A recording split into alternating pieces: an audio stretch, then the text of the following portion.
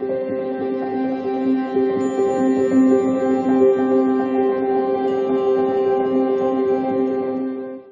beautiful Pisces, and welcome back to Intuitive Energies. Yes, I've taken out some necklace that I found at the Dollar Tree that has glowy lights. I've decorated even the nails for the holiday season. I love red and green, as you can tell, and I'm going to continue this theme as the month goes on. So I hope you enjoy it. I hope you enjoy the festive colors. I like the vibe that it brings in. But today we're coming to talk about the full moon in Gemini. So it's the cold moon. That's what it's called in December. Okay, and it's letting us know that this year in particular, the full cold moon is set to rise earlier in the month than in previous years. Okay, so it says here the full cold moon would rise on December 7th and will reach its peak illumination at exactly 11:08 p.m. Eastern Time. So that's just letting you know. So the 7th, I do believe, is coming this week. That will be on a Wednesday evening, Eastern Time. For some of you in the world, might be the 8th. So no worries. That's just the way it is. So we're going to look at what how it's going to affect us. Okay, so it is in Gemini and dictates the energy during this time when the full cold moon takes place. It's a mutable sign, and it's often linked with feelings of duality and curiosity, and we'll likely all feeling the need to express our true selves, which really comes into the theme of what we've been looking at in the last little while, Pisces. We have been trying to really find our true identity, our true selves. What I've noticed, I'm going to put in what I've noticed of Gemini, is they feel sometimes a little bit surface-like. I've had a few Geminis in my life, one being my mother-in-law. They feel very surface on, like when you're having a conversation with them, almost like they're, it's almost like an appearance of shallowness, but they're really not. It's like you feel like they're skimming the surface for a lot of things. But it's in no way, doesn't mean that they are. It just can appear that way. So appearances can be deceiving. It's just that's the way I felt they come through with my energy anyway. If you're talking about something I think they're not interested in, they'll tend to skim over, and you can feel it. It's very apparent. Either that or they'll appear like they're not paying attention. They sometimes do though, so don't let that take you aside, like put you out, I mean. Okay? Let's see here. So in order to use this moon energy in the most productive way, it's best to practice self-reflection. Okay? Since we're at the end of the year as well, it'll be a good time to reflect on the things that you've achieved and the obstacles that you've overcome and the lessons that you've learned. And we look at that all the time. But not to lose sight of your future and what you're doing to get there. Okay? The darkest and coldest time should have nearly be all past now. I mean, you've done so much soul searching and soul digging right now. Okay? And from here on, the future will get brighter and warmer, such as the case anyway. As soon as we pass the winter solstice, the days start getting longer in the month. Okay? So it's time to celebrate. For us in particular, Pisces, we might feel a little bit aggravation with this in contrast to dealing with other people. Okay? Don't try to let others irritate you too much. It's going to be hard. I've mentioned this, that you're going to be, going in and out with energies of other people during the holidays, and this might cause some friction. So just take stock of yourself. Don't be in a combative mood, especially in a workplace or in a situation where you're with family, you know, when we meet up with family people that we haven't seen in a year or so, or in some cases more because of the pandemic. So just try to keep your peace for a few days and just, you know, embrace, it's written here, embrace the flow of life, and you should be good with this moon. Okay, so that's what I've got to say about that. I'm going to pull some more oracle cards. I actually took the Star Codes Astro to look at what we could do with this.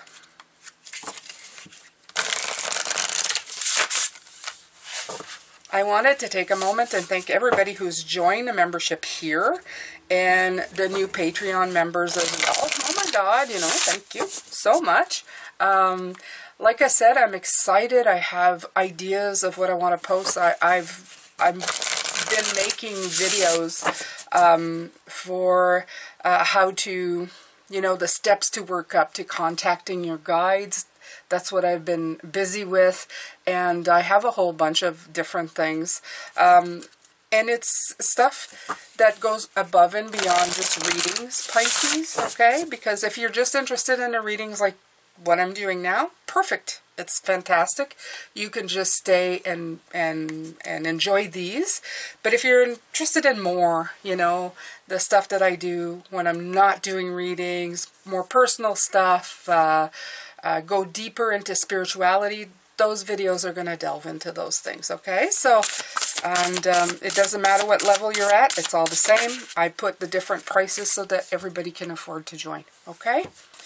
All right, the 7th house, relationship. Okay, so that makes a lot of sense, okay? That's what we were talking about. The thing that you're going to have to watch this month, well, with this energy, and it's 45-9, I like that, is how you're going to relate to other people. It might get a little hairy, scary sometimes because you might feel irritation. For myself, I have a lot of hard time with the air energy in particular. I have a hard time with, Libras, Aquarius, and Geminis. Geminis probably less. The others, not so, you know, not so for me. Because I do feel like I go deep down and I feel they're above the surface. They really are a big picture type of sign.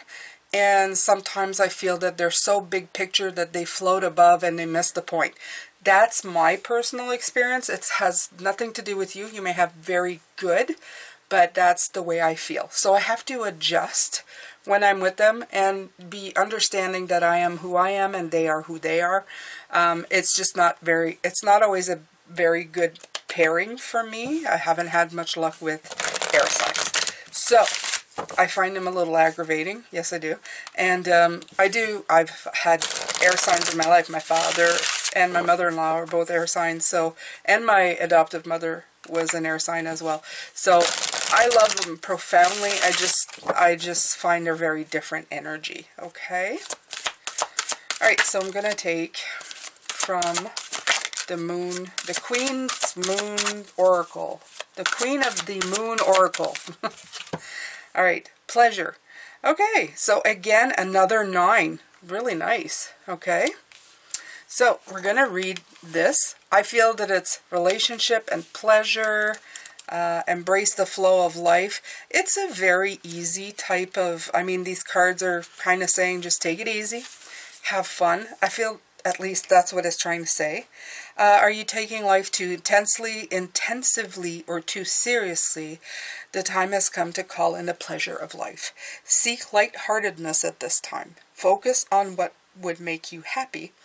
Schedule in activities that you find pleasurable. So, absolutely, they're trying to say, focus on relationships that make you happy. Focus on energy that makes you happy. Embrace the flow of life. Don't be too, you know, oof.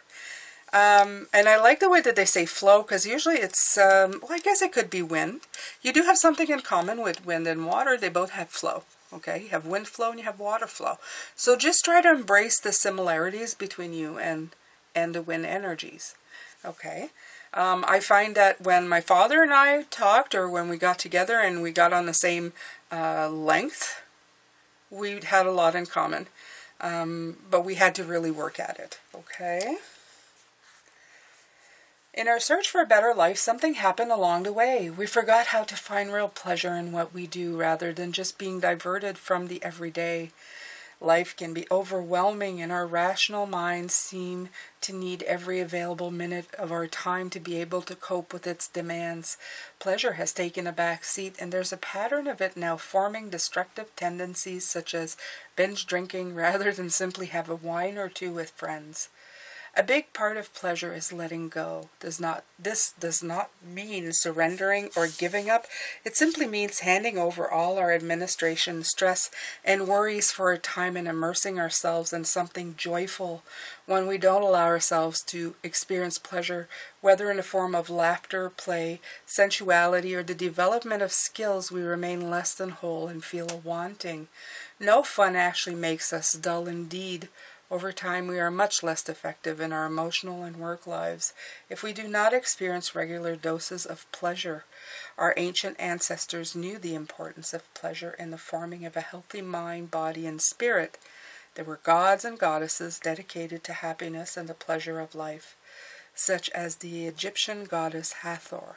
The temples of Hathor were joyful places full of songs and beauty. There were even small temples placed in her honor outside other major deities' temples so that people could be in a happy and contented mental mood before entering to worship. The Egyptians clearly believed that having a positive or relaxed state of mind assisted in having a positive spiritual connection. All right, so keep pleasure in play.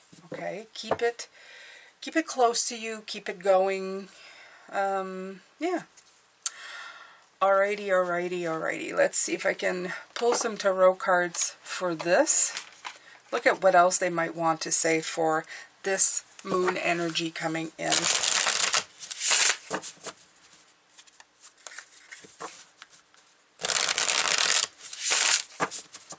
Thank you for your support. Thank you for all your comments. I wanted to reiterate that if you put links or hashtags in the comments, they will get flagged and removed. So just try not to do that as you're going. I know it's fun sometimes to put a hashtag. It's just that I have it set up that it removes a lot of that stuff. So it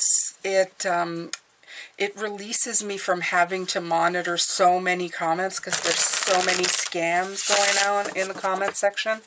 And I just want to keep it as clean as possible. So, yeah. Thank you so much, everybody who does put wonderful comments. So tell me in the comments what you plan to do with this beautiful full moon energy in Gemini. How are you going to plan to use this wind energy? And out comes the Wheel of Fortune again. It just keeps coming out. You have a lot of good stuff coming in, Pisces. It's been coming out and coming out and coming out over and over again. Okay? It's like coming out of the darkness into the light. You see the light is dawning on this card. It's the first time since I've been using this deck that I've noticed that. But if you look here, you can see the light is starting to shine through here. There's like a spark of something that's coming through that's going to just bring out the very best in everything for you, Pisces. Yeah, absolutely. You're going into the right spot, into the right place. Yeah, Justice. And then you have the ripples. You have the spiral and the ripples. It's just so great to see all of this. The yin and the yang. Things are balancing out. Everything's going to work out.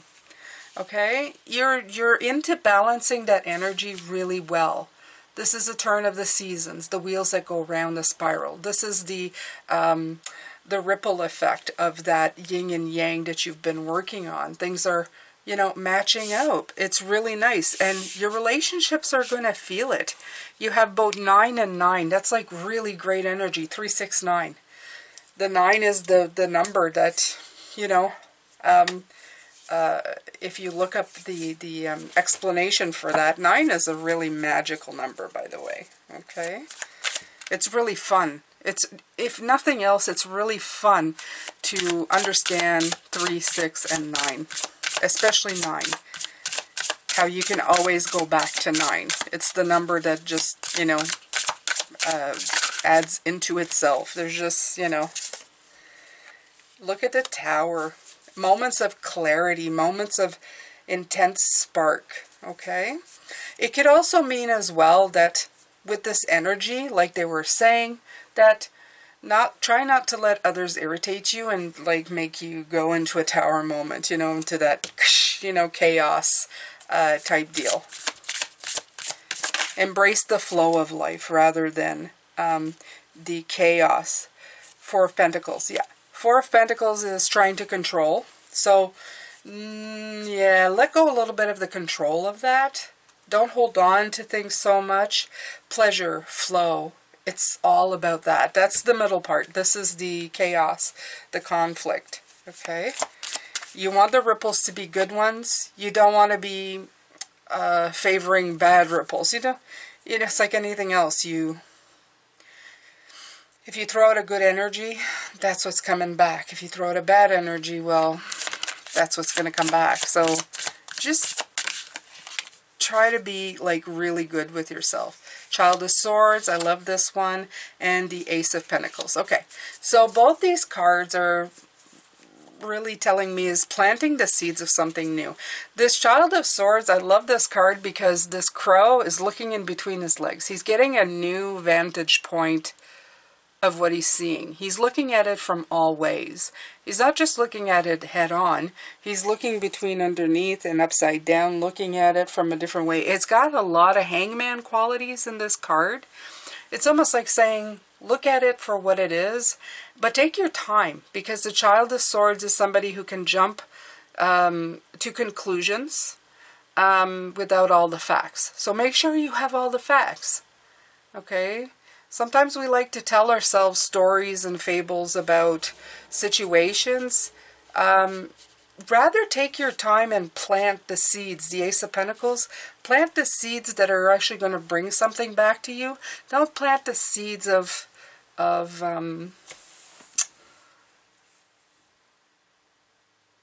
it just goes back to this energy thing, Pisces, okay? You don't want to be planting the wrong energy around you. You don't want to be fostering or nurturing the bad energy around you. Okay? If you see this, it almost looks like bees. It's almost like there's a stink.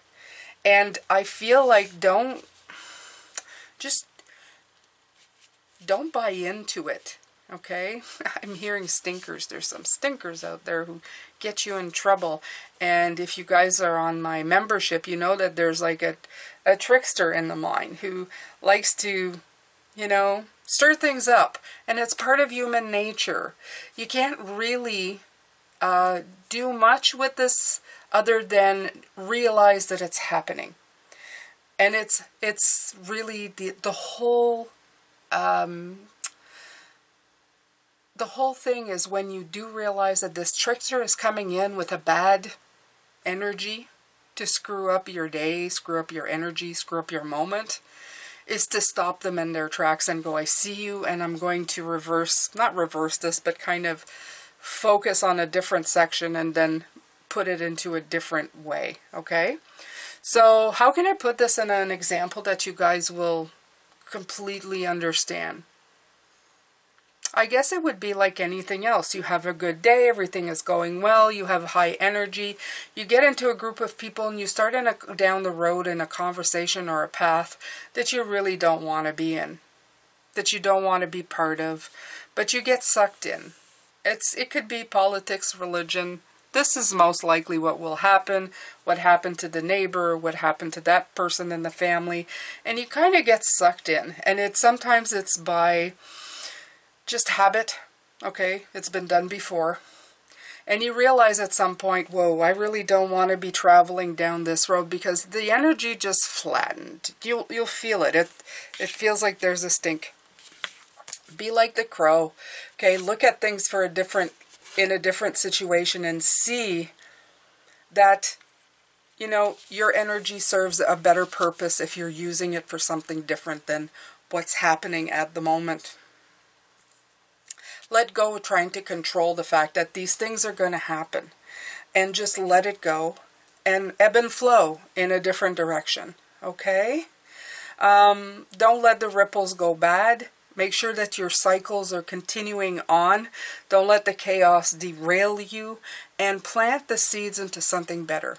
Okay, so this Gemini energy may come in and it can help you flow in the right direction, but we are all human, so it may help you flow in all directions. So just be aware. I would say just be aware of how that's happening and where it's taking you. Okay? And yeah, don't get caught up in surface conversations that can be very destructive as well, because a lot of gossip is surface conversations talking about people we don't really know very well, and making assumptions and saying things and just talking about it constantly with different people without, there's no use in it. Really, there's no use in it. You're just propagating stuff that may or may not even be accurate. So just keep yourself away from that energy. Go high vibe. If you have to say something about somebody, try to, say something nice. And if it's about somebody you don't particularly know, you don't need to be part of that conversation, and you don't need to add to it. I feel this is more of what they're talking about, okay? Good relationships. Embrace the flow of life and engage in things that bring you pleasure. All right, my beautiful ones, that's it. I'm going to let you go with this. They wanted really to concentrate, I guess, on, I don't know, how you interact your energy and how you're using it for the Gemini moon. And I hope that you get a lot from it. Rise above and do your very best. We're going into a new moon in Capricorn at the end of the month, which is going to ground us and really give us a goal, okay? Because I love Capricorn. It's in my moon, so I think it's a really good energy to have. So we're going to look at that later on. I'm going to come back later on and do a reading for the upcoming week. So I hope I can see you there. I'm sending you love, light, and blessings. Beautiful Pisces. Take care.